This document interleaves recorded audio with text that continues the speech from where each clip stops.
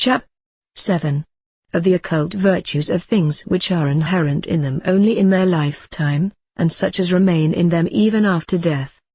It is expedient for us to know that there are some things which retain virtue only while they are living, others even after death. So in the colic, if a live duck be applied to the belly, it takes away the pain, and the duck dies. If you take the heart out of any animal, and, while it is warm, bind it to one that has a quartan fever, it drives it away.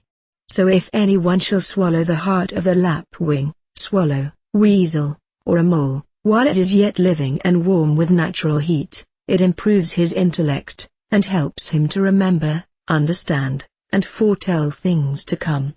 Hence this general rule, that whatever things are taken for magical uses from animals, whether they are stones, members, hair, excrements, nails, or anything else, they must be taken from those animals while they are yet alive, and, if it is possible, that they may live afterwards. If you take the tongue of a frog, you put the frog into water again. And Democritus writes, that if anyone shall take out the tongue of a water frog, no other part of the animal sticking to it, and lay it upon the place where the heart beats of a woman, she is compelled, against her will, to answer whatsoever you shall ask of her.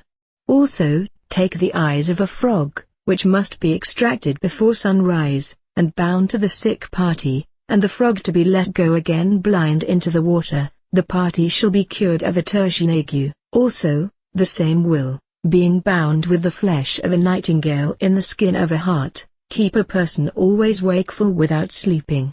Also, the roe of the forkfish being bound to the navel, is said to cause women an easy childbirth, if it be taken from it alive, and the fish put into the sea again. So the right eye of a serpent being applied to the soreness of the eyes, cures the same, if the serpent be let go alive. So, likewise, the tooth of a mole, being taken out alive, and afterwards let go, cures the toothache, and dogs will never bark at those who have the tail of a weasel that has escaped. Democritus says, that if the tongue of the chameleon be taken alive, it conduces to good success in trials, and likewise to women in labor, but it must be hung up on some part of the outside of the house, otherwise, if brought into the house, it might be most dangerous.